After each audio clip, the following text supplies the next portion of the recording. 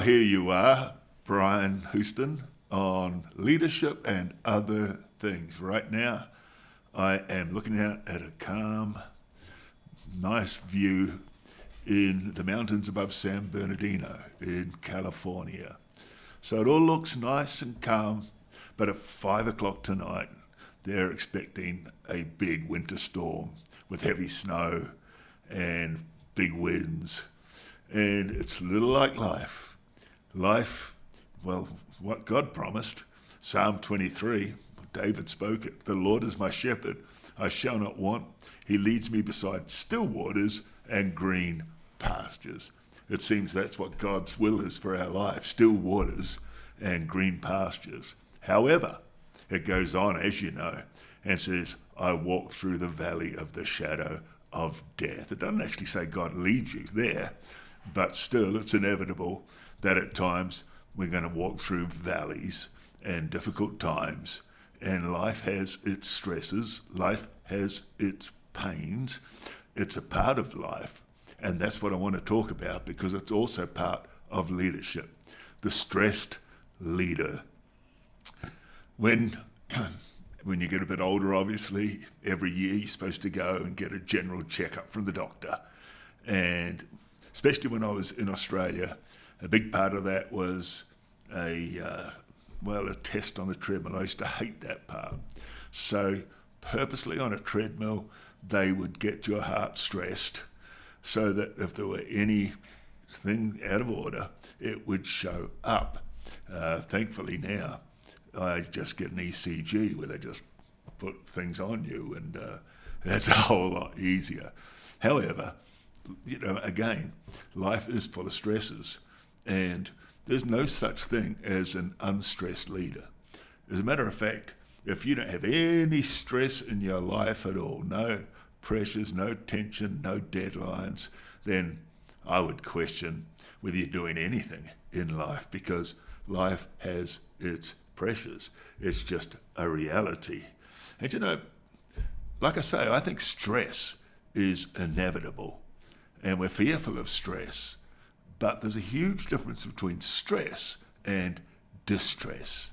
And I think we can't avoid stress, but what we have to guard against is distress, because that's the point where, I remember being told one of the more stressful seasons in my life that we live, especially high capacity leaders, we live on the rev counter, the RPMs, right on the edge of the red line.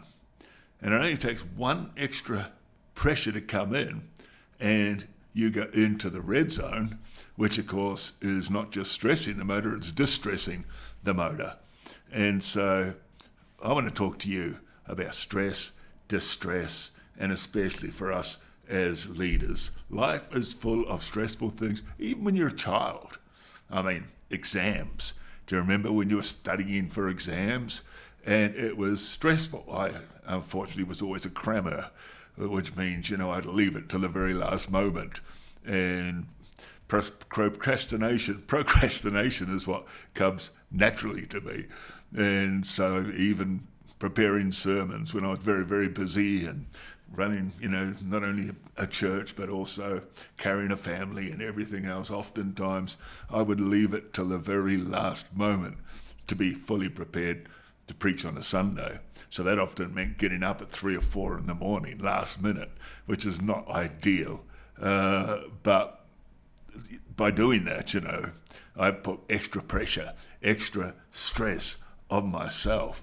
So yeah, when you're a kid, exams, Bobby and I went to watch 2 of our granddaughters recently at a recital for Christmas, and they sang a duet. And I was texting with them right before it, and they were both nervous, like really nervous. So in other words, they were stressed. And I encourage them, whenever I feel nervous, whenever I feel under pressure like that, I just start speaking in other tongues. I believe in the Holy Spirit. I believe in speaking in other languages. And they both thanked me. But they were feeling pressure, and they're just young people. And so when we get older, like I say, there's deadlines, there's financial stresses, there's marriage tensions, there's stresses and there's challenges with our kids, especially when they're teenagers, all those things, which are all part of life. But learning to live with that and to carry it well and not be sideswiped or put off course because of stress is the most important thing. And so, I was watching, many people, I was watching the president's address to the joint, Congress, etc. Every Supreme Court judge in there, both houses, a big deal. And I was thinking about what it would be like to be a president. So there's not a political statement, but I can't imagine that you would, for example, declare a war without really feeling the tension and the stress of the cost of that and what it might mean. And so, first thing I would say about stress is we need to learn to embrace it. That's right. Don't try and run from it. We can embrace it, and if we do so, then I feel like we're better equipped then to handle. If we're trying to run from tension and trying to run from stress all the time, trying to run from pressure, not only will it make you less effective, but it also will mean it's almost inevitable that stress will make a great attempt at overwhelming you. But if you embrace it, learn to live with it, and then recognize the signs of distress, which is a step up from stress. So number one, learn to embrace it. Number two, I would say we've got to learn measure. Matthew 25, Jesus, the parable of the talents, Jesus is telling that story, and there were 3 different servants, and they had 3 different measures according to their own ability. Not all of us have the same measure, and not all of us have the same capacity to handle stress. And so what we need to know is our limits, if you like, our measure. Apostle Paul said it. He says, we, however, will not boast beyond measure, but within the sphere that God appointed us. So he knew that they had a measure, they had a sphere, and he was committed to living inside of that. Where people get in problems is perhaps they try to use someone else's measure, and maybe they're equipped to handle just that much more stress, just that much more pressure. But if we know our measure and live within that, then our lives are not going to get ruled by stress. Stress is not going to overwhelm us as it would love to do. So what's the measure you use? As we get to know ourselves and we listen to the voice of the Spirit, let's know what our measure is, our capacity to handle stress and not try to live beyond that. Number 3, we all need pressure valves. So we need to learn our pressure valves. Big machinery, pipelines, boilers, they have a pressure valve which, if the pressure reaches a certain threshold, it automatically shuts off and releases pressure. And we need also to have things in our life that release pressure. One time, someone pumped up the tires on my bicycle. I don't know how much more pressure than it told you the tire could take. So I was riding along the boardwalk, and all of a sudden, it's exploded, that tire, like a shotgun. People literally ran. I mean, it's California, it's USA.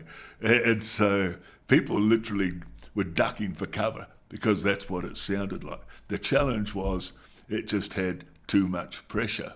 And if we don't understand the need for our own pressure release valves, whatever that is, what is it that relieves you of pressure?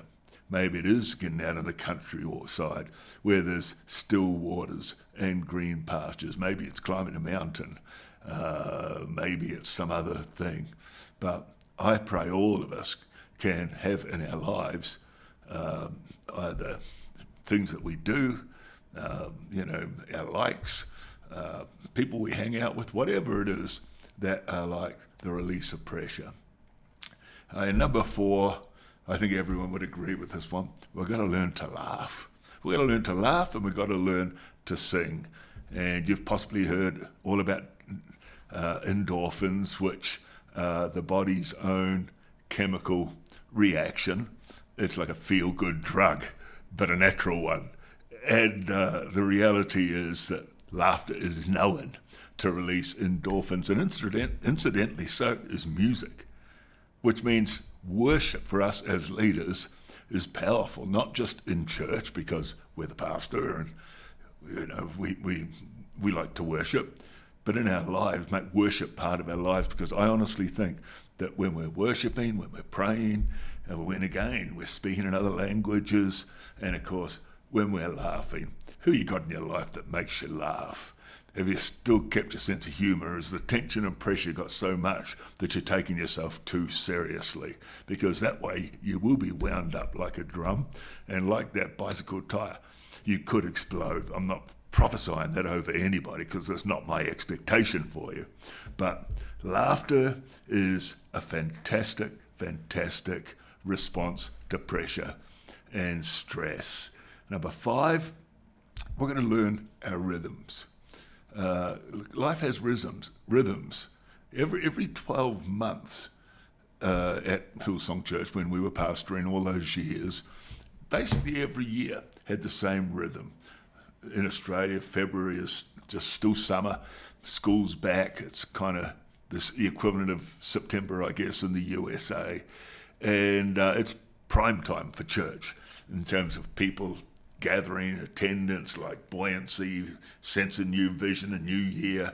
It's prime time. And then during the year, there's basically rhythm to the year. And every year, it followed that same pattern. Hopefully, here one year, but up here the next year, up here the next year, but still following the same rhythm, still following the same pattern. And I think in life we need to understand our rhythms. So again, if I just relate to Hillsong Church and the season and the year, October, November, December, the lead up to Christmas, that was often, pressure time. Everyone's had a big year, so there's a degree of exhaustion. People have got all their end-of-year functions. Christmas is just around the corner. As a church, you're preparing for that. And there's so much. So I would find, though, great release in the fact that we would have Christmas Eve services, Christmas morning services, incredible response and crowds, etc. And by then, maybe I'm feeling the pressure, but literally, the moment the last Christmas service finished, Bobby and I knew we were on vacation. And so knowing that was coming up and that we would be heading towards our annual holiday, usually in the past in a place called Noosa in Queensland in Australia. It's a beautiful, beautiful place where literally I've seen koala bears in the trees and dolphins out to sea at exactly the same time. Beautiful place. And so, like I say, because I knew there was a timeline, there was a time when there would be a release of pressure, it helped me to live with the pressure that I was currently facing. And so let's hope that you can see light at the end of a tunnel, if you like. You can see that, yes, this is a pressured time, it's a busy time, it's a stressed time, but there is an end to it. There is a release coming. There is holidays, vacations, whatever coming. Number 6, and I kind of covered this, but we need to learn our own limits. And I talked about measure. And don't try to be a hero. Don't, because someone else can handle more pressure than you. You're dangerous ground if we try to run somebody else's race. So know your limits and live within your limits. And that's just wise leadership. It doesn't make you lesser of a person. It's just wise leadership. People would say to me all the time, how do you do all the things that you do? And it turned out that I didn't always do well with the busyness of life and everything I had to do. But again, just like everybody else, I need to know my limits and live within those limits, not get into that red zone on the revs counter where it's dangerous and where burnout can occur and crazy decisions are made or whatever else it is that can affect us. Number 7, we're talking about the stressed leader. How do you deal with stress, especially how do you avoid distress? And I think number 7's maybe obvious, but it's important. Learn to share the load. Do you know some people have staff? They have an assistant, personal assistant, executive assistant. They have all these people working for them, but they still do everything themselves. Micromanaging is a great way to burn out. Not great, but almost an inevitable way. If you've got all the people, I've got a friend who he had an assistant, and he had an assistant, but he would do everything himself. And so his assistant was often left kind of powerless. And so if he wanted to travel somewhere, he'd pick up the phone, talk to the travel agent or get online these days, organise it all, and not tell his assistant. And so his assistant was totally disempowered because she had no idea. The left hand had no idea what the right hand was doing. And so sharing the load, having good people around you, and knowing not only how to have a team, but how to release your team and give your team much of the challenge to face and the pressures to overcome. Well, it's just good leadership, to be honest with you, and it certainly protects yourself if you're not trying to do it all, carry it all, be it all. God gives us good people, and we need to learn how to utilize the good people around us. If our team and our staff keep hidden ceilings because they're not being released into new initiative, new opportunity, that's when staff turnover becomes incredibly high because people become demotivated and demoralized. A great way to relieve stress is through learning to carry the load. Number 8, again, I don't have to tell most people, listen, we know it, but do we do it? Learn the power of rest. All of us need rest. Bobby and I, we ran hard. Now we're still running hard, actually, but just doing different things. But we ran hard for 4 decades in leading church and in building a church. And the one thing, though, that I was religious about was Mondays. Monday was always our day off. And I always made sure that on Monday we didn't go in the office, basically at least tried to. I wish I could say I turned my phone off, but I didn't. But we would make sure that Monday, every single week, was like I feel like a Sabbath or certainly a day of rest, and it enables you then to function at high capacity for all of the rest of the week. So yes, you know that rest is important. Are you doing it? Are you living there? Because honestly, if not, you're putting stress on your body, soul, and spirit. And sometimes we can get so wound up that something has to give. I used to think that I was, I was the lycra man, like nothing could stick. Like when it came to emotions, like burnout, all those things, those were for other people. It wasn't for me. That wasn't part of my world. It wasn't the way I was wired until I had so many things thrown at me and things coming against me that my life was filled with distress. And sure enough, I found I wasn't as, I was more vulnerable than I thought. You are too. Don't underestimate it. Let's make sure that we know the power of rest. Number 8, learn the signs. We're talking about pressure, stress becoming distress. What are the signs in your life? One of the things I find myself doing is not grinding my teeth, but clicking my teeth. It's like, I do this. And oftentimes I do it like in rhythm, like in a beat to a song, but I'm basically playing drums with my teeth. But it's actually a subconscious reaction to stress. Bobby. I see her sometimes, and she just, her foot's shaking like this. She's not shaking. She's just, basically, it's the way her body is dealing with stress. And so there's all sorts of other things that are the signs. Being quick to snap. It's a sure sign that perhaps you're just living under too much tension and stress. It's easy to take our problems home.